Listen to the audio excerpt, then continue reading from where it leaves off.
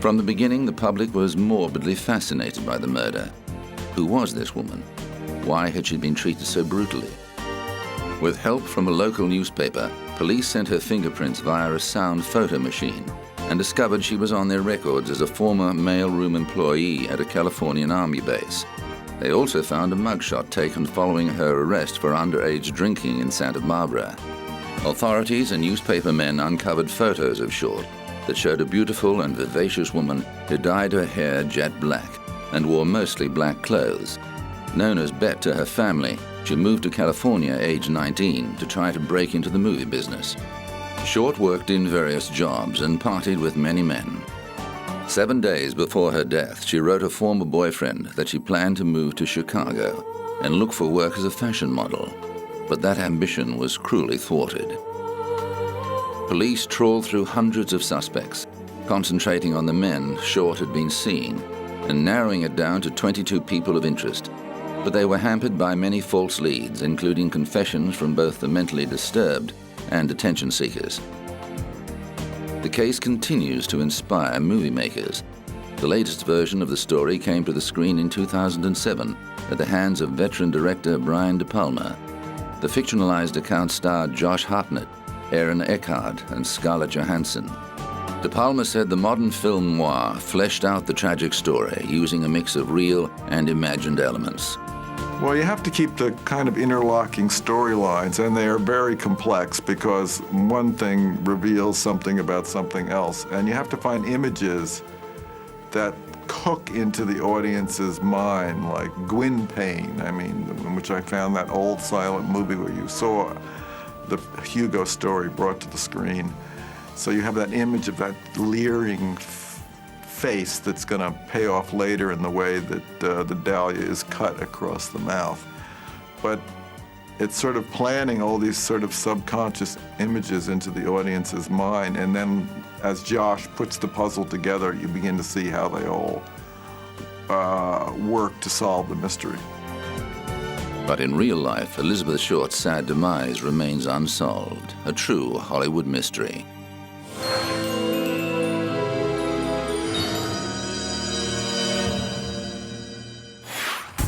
On April the 19th, 1995, former U.S. Army soldier and decorated veteran of the First Gulf War, Timothy McVeigh, demonstrated his hatred of government authority by detonating a 5,000-pound truck bomb outside the Alfred P. Murrah Federal Building in Oklahoma City.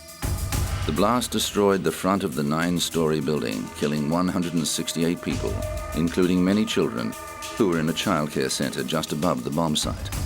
More than 800 people were injured. As a massive rescue operation swung into action, police began the investigation, which became the biggest in American history. 90 minutes after the explosion, McVeigh was arrested for driving a vehicle without registration plates. Just before his release, 48 hours later, authorities connected him with the bombing after discovering that the truck that carried the bomb had been rented under one of McVeigh's aliases. Then the search was one for McVeigh's Army buddy, Terry Nichols, who helped the veteran load the explosives on the truck. Their friend Michael Fortier was also charged with failing to inform authorities of the imminent attack. After an extensive trial, McVeigh was convicted on 11 counts of murder and conspiracy. He was sentenced to death and executed in 2001. Nichols stood trial twice. He was first found guilty of conspiring to build a weapon of mass destruction and 8 counts of involuntary manslaughter of federal officers and sentenced to life imprisonment. Then in 2004, he was found guilty of 161 counts of first-degree murder and sentenced to 161 consecutive life terms without the possibility of parole. In return for lesser charges, Fortier pleaded guilty and testified for the prosecution. He served 8 years of a 12-year sentence and was released into the Witness Protection Program. Today, the site of the bombing has been transformed into a national park that contains a memorial commemorating those who lost their lives in one of the worst acts of terrorism in U.S. history.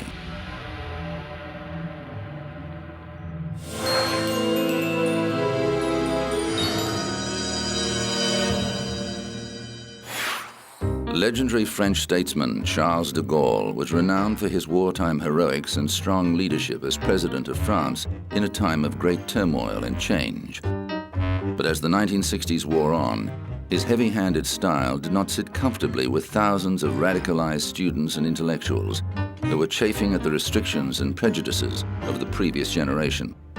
In May 1968, discontent erupted in Paris. By the time it was over, France had been transformed. The problems first surfaced in March of that year, when a group of students, poets and musicians occupied an administration building at Nanterre University to protest against class discrimination and university bureaucracy. They surrendered without incident, but unrest continued to build until it spilled into the streets 2 months later. After a rowdy protest, police fired tear gas into a crowd of students at the Sorbonne University and were forced to arrest hundreds of people as students flocked to the site in solidarity. Schools and universities across the nation were shut down and put under police guard. The situation escalated when 10 million workers went on strike to support the protests, and more than 1 million people marched through Paris. The problem grew so big that the government called a snap election. At one point, de Gaulle was even forced to seek refuge at a German Air Force base.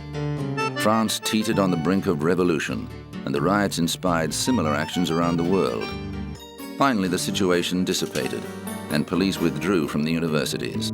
Students quickly occupied the Sorbonne again until police retook it on the 16th of June. De Gaulle won an overwhelming victory at the subsequent elections, but his presidency had been fatally weakened. He resigned in 1969 and died suddenly in 1970, 2 weeks before his 80th birthday.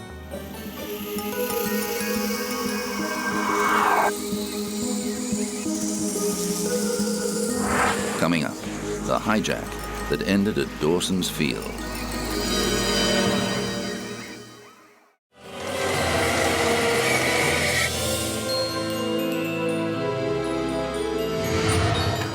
It became known as Black September.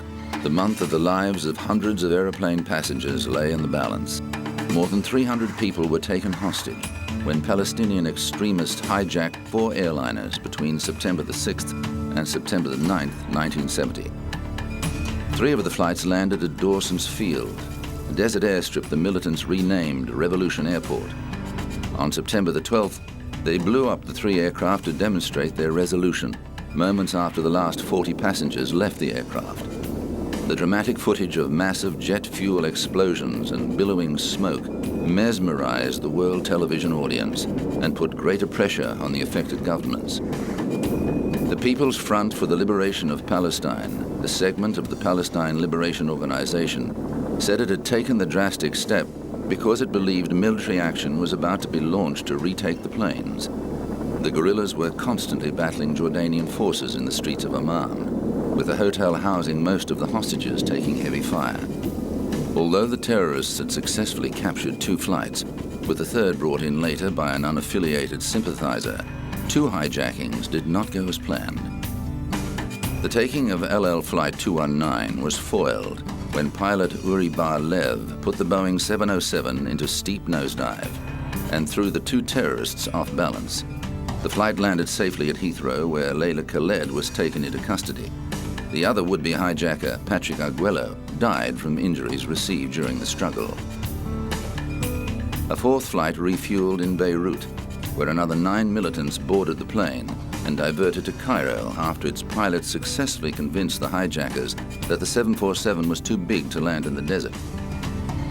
It was wired with explosives and blown up a few moments after the passengers disembarked.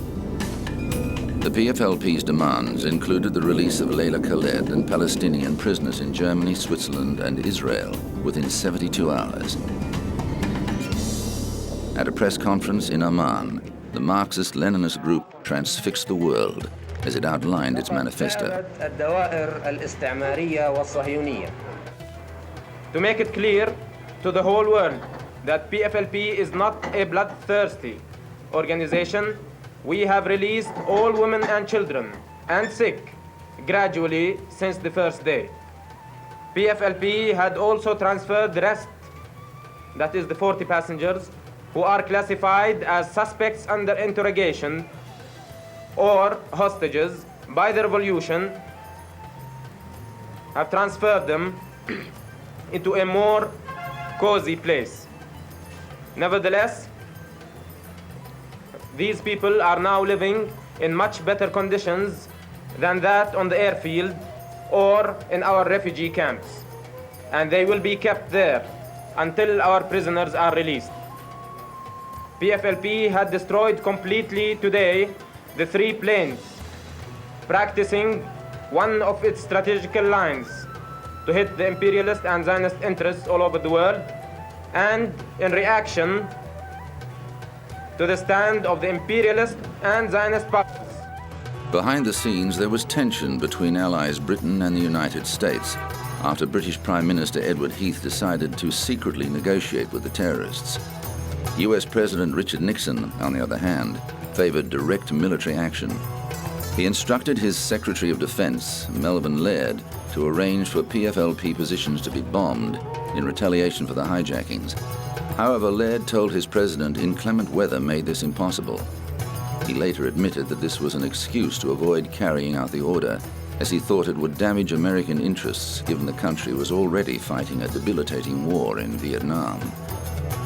Nixon also announced that armed air marshals would travel on US commercial flights and that security would be stepped up at US airports. Calling hijacking piracy of the skies, he called on the international community to suspend airline services with countries that refuse to punish or extradite hijackers. The British government quickly assessed that a military solution was impractical and concentrated on resolving the standoff through diplomacy. It successfully negotiated an extension of the 72-hour deadline, and 6 days later, after an assurance that Khaled would be freed, most of the women and children were released. Jordan's leader King Hussein ended his policy of tolerating Palestinian militant activities in his country and launched an all-out war on the Palestinian Liberation Organization. The situation reached crisis point when Syrian tanks crossed the border.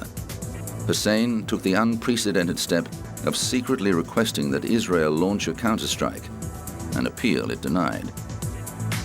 Within a year, the PLO had been driven from Jordan and set up headquarters in Lebanon, an act that was to have bloody consequences for that country.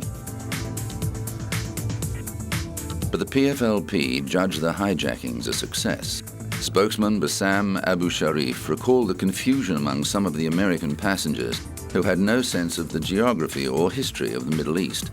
One man thought they'd landed in Africa. No, Abu Sharif told him, you are in Jordan, and we are Palestinian guerrillas. The man had never heard of Palestine. By the time the situation was resolved, many more Americans knew about the Palestinians' grievances. The events of Black September were the prelude to a more violent chapter in the struggle for the Palestinian cause. The 1970s saw several more hijacks and some deadly actions, including the massacre of Israeli athletes at the 1972 Munich Olympics and the murder of 27 people in the lobby of Israel's Lod Airport. Layla Khaled now lives in Jordan with her husband and sons and has renounced her support of hijacking as a valid means of protest. However, she says she stands by her actions in 1970 and believes the hijackings brought the Palestinian cause to world attention and demonstrated that governments could be held to ransom when the lives of their citizens were under threat. After the Dawson's Field hijackings, air travel was never the same again.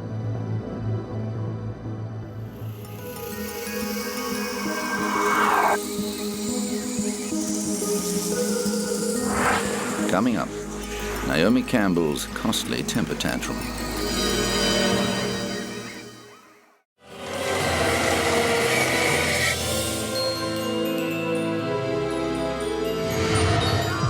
World-famous supermodel Naomi Campbell attracts attention wherever she goes. Since starting on the catwalk at the tender age of 15, Campbell has built a lucrative career in the beauty industry. She's appeared on the cover of Vogue, posed nude for Playboy, and starred in a string of music videos. Her ghost-written novel Swan was a bestseller, and she's worked on many charity projects for the people of sub-Saharan Africa. Campbell counts former South African leader Nelson Mandela as one of her friends. But as well as her exotic beauty, the model is also renowned for her fiery temper, a trait that has got into hot water on more than one occasion. In 2000, Campbell pleaded guilty to assaulting her assistant Georgina Galanis with a phone. The Toronto court cleared her record in exchange for her expression of remorse. Just 6 years later, Campbell was back in court, this time accused of attacking her housekeeper, Anna Scavolino, with a jewel-encrusted mobile phone after becoming enraged over a missing pair of jeans. The housekeeper was treated for a head injury following the incident. Campbell did not appear at the initial hearing, and a bench warrant was issued for her arrest. But after her lawyer explained why she couldn't attend, Manhattan Criminal Court Judge Evelyn Laporte took back the warrant. The case was adjourned to November 15, 2006. The defense and prosecution were unsuccessful in cutting a deal, so the supermodel was forced to front court on the agreed date, clad demurely in a stylish, figure-hugging black dress. Her lawyer said Campbell hoped to reach an agreement that would only require community service.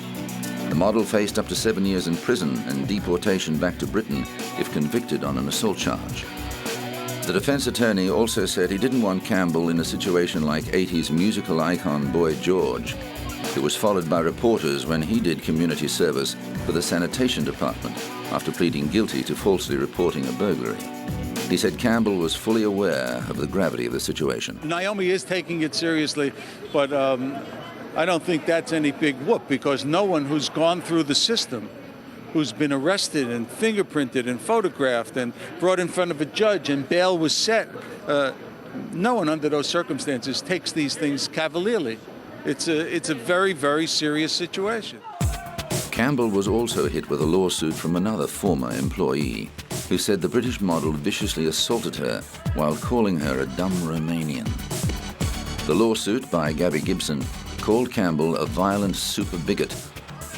Gibson said the model hit her, called her names, and threatened to charge her with theft after being unable to find a pair of jeans designed by Stella McCartney. The maid worked for Campbell from November 2005 to January 2006. In 2007, a judge denied a legal attempt by the model's lawyers to bar her ex-maid from raising prior examples of her allegedly chronic abusive and repeatedly violent conduct towards her employees. The case has yet to be resolved.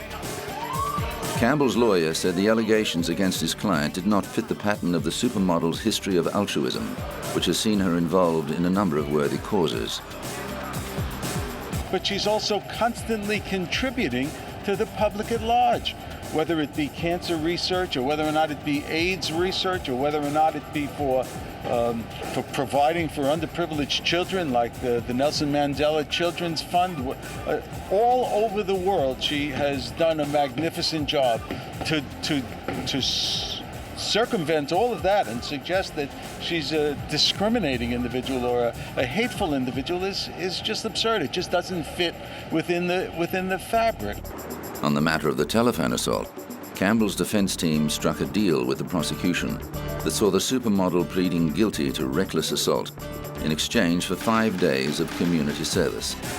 Campbell served her sentence at a New York City Sanitation Department garage, where she swept and mopped offices and bathrooms between the hours of 8 a.m. and 4 p.m.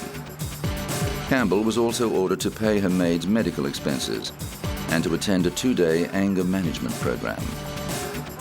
But just a year later, Campbell was banned from flying on British Airways after an incident at Heathrow's Terminal 5. The 37-year-old model was arrested on suspicion of assaulting a police officer and later released on bail after being removed from a flight to Los Angeles.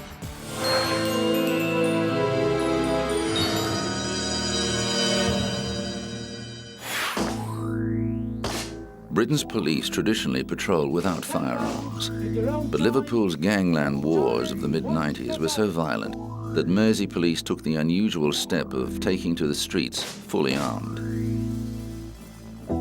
Officers needed protection against the hardened gangs that were fighting over control of the city's nightclubs and drug distribution.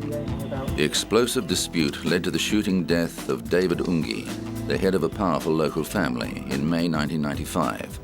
A further 9 shootings rocked Liverpool as the gangs retaliated against each other. What concerns me is the lowering of the threshold of what used to be unacceptable behaviour, where people are now willing to use firearms, whereas perhaps in the past they would have used fists or knives. Ungi's lawyer denied he was a criminal. What I have to say is that in any major city in this country, there are obviously criminal elements, some more organized than others. But I'm not aware, as a solicitor who's been practicing here for 20 years, of any organized mafia in this city. Certainly in my conversations with senior police officers, there's been no suggestion that my clients are part of a criminal mafia. But the godfathers of crime in Liverpool had access to some of the deadliest weapons. One police raid netted 4 Uzi machine guns.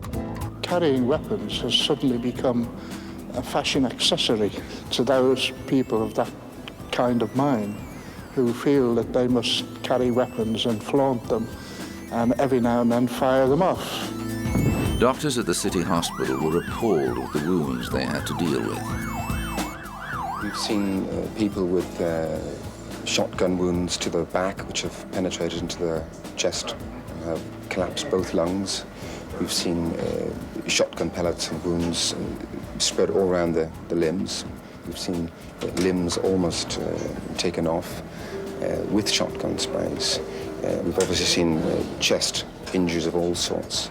Some of them requiring the chests to actually be opened, but many of them just requiring to be taken to the operating theatre very, very quickly. But it was the emotional wounds inflicted on the locals that concerned community leaders. The great majority of people in Toxteth are not lawbreakers, they are not violent people, they are not involved in criminal gangs or anything like that. And their lives are being disrupted by what they see going on around them. And the fear is one part of the community would be turned against another. There's no reason why it should, but when people are feeling insecure, then all sorts of things can result. As the main port of entry for illegal firearms and drug importation, Liverpool continues to be a hotspot for violent crime and home to some of Britain's most trigger-happy criminals.